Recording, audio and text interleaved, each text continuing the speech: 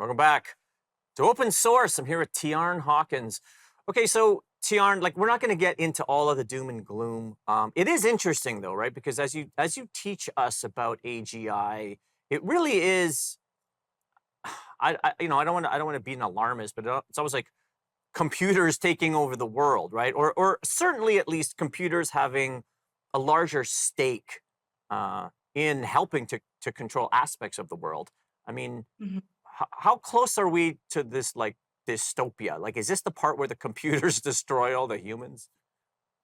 You know what? I would love to say absolutely not.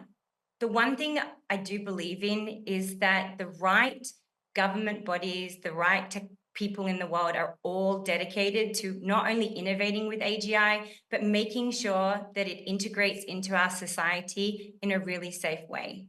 And sure, I mean, there is 100% fear from some people around what it could potentially do, but that fear is also preparing us for putting the right checks and balances in place to be able to ensure that AI is used for good. And I think that's a really good term for people to take away, right? AI for good, generative AI for good.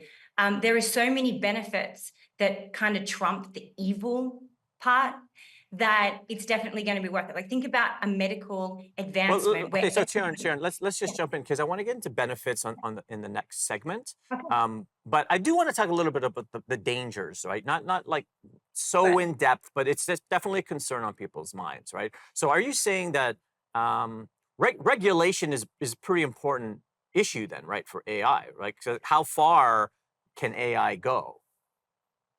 Well, in an environment unregulated where AI has the ability to be able to think for itself, act on part of itself, it wouldn't be a great scenario for us, right? Like you can't just let one of these models be deployed in the world and allow it to be a free agent. That's why it's so important that we have systems in place that slowly integrate AGI into our environments, that this is not in the hands of bad actors or people that could weaponize it against humanity. So it's really about guardrails, right? Like Yeah. we need to implement guardrails. It's interesting conversation too, right? Because this is the debate, right? Because it's an innovative technology. I think it's a vitally important technology, but at the same time, it is a bit dangerous. Like what's that line between allowing it to grow but also reining it in? Yeah, and you know what? That line is being defined currently, but it can't be defined just by one country, one leader, right? This needs to be a global initiative. It needs to be a diverse initiative, which means there's diversity in input, diversity in opinion, and there definitely needs to be a coming together on a global level sooner rather than later. And it needs to involve technologists, government bodies, leaders, and the average day person to have a voice in how it's integrated into our society. It's interesting too. I was reading some articles today, the late because OpenAI, I mean, OpenAI has been a bit of a mess in the last month, let's be honest. But it's also raised some interesting questions. Um, Hmm.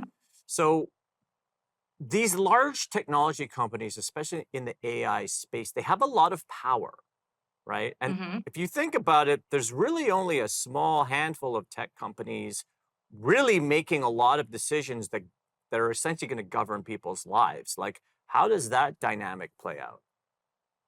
Such a interesting and deep question. Mhm. It's definitely a fear of mine and a fear of others around me and my community. We talk about this regularly. Mm. I don't know if I have an answer for that yet, right? Because the most power in AI sits with those that own it. And unfortunately, there's only a few key players at the very top that have the keys to the castle. And so we need to ensure that potentially there's open source models and there's more participation from other builders out there to be able to not only access the technology, but to be a part of shaping it. And that we don't just get ourselves into a situation where 4 or 5 big tech companies really control the stake, because it no longer becomes about countries and governments. It becomes about technology players and who then owns that global wallet. Right, especially if this technology is so powerful. I mean, we see ever since generative AI, Chat GPT specifically hit the market, Mhm. everything has changed. Like business has changed, and with what you're teaching us about AGI, I mean, it sounds like Chat GPT is a drop in the bucket. It's like, it sounds like maybe perhaps a drop in the ocean.